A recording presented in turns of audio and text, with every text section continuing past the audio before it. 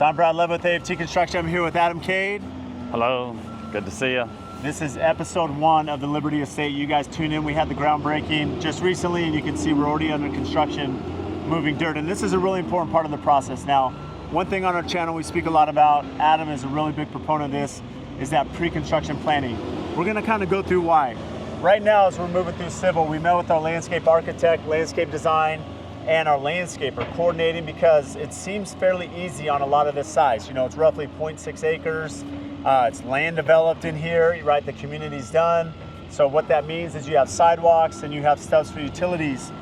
However, even though there's pre-development done, it gets very complex on a lot of this size depending on what the landscape package will be. And we're gonna show you what that means. I have here essentially the landscape design. Adam right here, he has the site drainage. Here's a couple points that are pretty important to look at.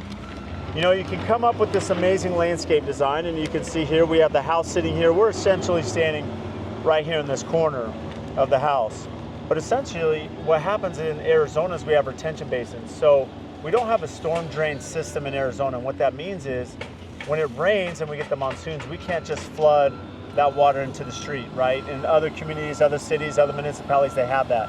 So in here in Arizona, all the rainfall that we calculate through the year has to be self-retained on the lot. So what that means is these basins where we have grass, these are gonna be lower. And the reason is that we're draining water here and it catches it so that it doesn't go into the street. Now, as you come around the house, it's kind of hard to retain around a driveway, right? You're not gonna be able to store water here that's gonna possibly come into the house. And so for that reason, there's side drains. Think of it like a French drain that's gonna catch the water, and we're gonna divert it around the house. Now, what ends up happening is it gets a little congested. As you can see, you have a basketball court with pickleball right here. We have the pool house. We have the swimming pool itself. We have this raised deck that's gonna be about 3 feet above the pool. And then we have this basin down here, as well as the trampoline, in-floor trampoline. Now, what ends up happening is we can optimize this area in the back. You can see we're gonna go roughly 5 feet deep in this basin here with some steps going down a little staircase. So it's gonna be like a little soccer area or area for kids to play, but it's gonna be recessed for drainage. We're gonna have the same thing here under the trampoline basin that'll feed into the basin. So what ends up happening is our civil engineer working with Adam, working with our grader with Dahmers, working with our landscaper and, you know, landscape resources, we have to coordinate all the water that's gonna hit on this roof, hit on the property, and make sure it's self-contained. Now, here's where it gets really tricky. This is why we have Adam, right? And we have a really skilled team. Is as you can see, as you zoom in around the property, it's all surrounded in ficus trees. So we have ficus trees, we have greenery all through there. Again, you have a lot of concrete here, and what happens, it gets a little tricky. We have olive trees. There's actually gonna be 3 olive trees on these columns around the pool. Now, originally as planned, which Adam will show you, the original site drainage was showing that we had a drain. We had our drainage coming here on the edge of the driveway, which we're having to now push under the driveway, so that gets pushed 5 feet.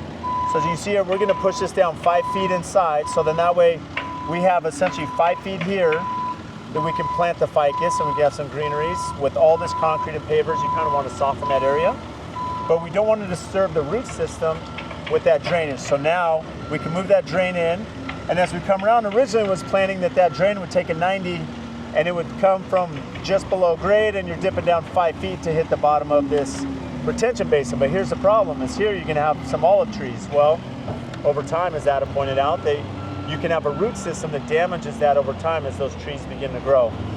So essentially, this is why it's really important to plan as we're working with Dahmers and going through the site drainage. Now what happens is we move in the French drain, we bring out catch basins to catch the water, bring it underneath, and now that drain's gonna come to the back of the basketball court. So as you come in between the back side of the property, now you can come in and tie into the back side of the retention basin. So now all the plumbing underground, you know, 4 or 5 feet deep, is gonna be here on the back side of the property. Here we have some slot drains around the pool. It's gonna bring it over to the trampoline area and feed it over. Most importantly, this is really important, before the pool was planned to bring the pool equipment here to the back side of the pool house.